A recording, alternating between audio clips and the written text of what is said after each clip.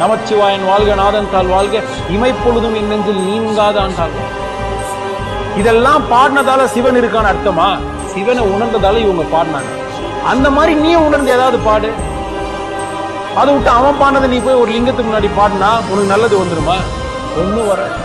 உண்மையிலே சிவன்றது ஒரு உண்மையான சக்தி, மெய்யான என்னது, மெய்யான தன்மை, நீக்கமர நிறைந்திருக்கும் பேராற்றல்.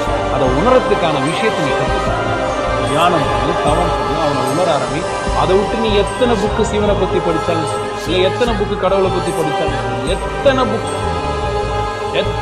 மெடிடேஷன் நீ கத்துக்கிட்டாலும் சரி, பிராக்டிஸ் பண்ணாம பிரயோஜனம். எத்தனை பேர் பேசுறதை கேட்டாலும் சரி, இல்ல ஓம் நமச்சிவாய, ஓம் நமச்சிவாய, சிவாய நமக, சிவ சிவா எதனா சொல்லு, அவனுக்கு பாஷையே கிடையாது.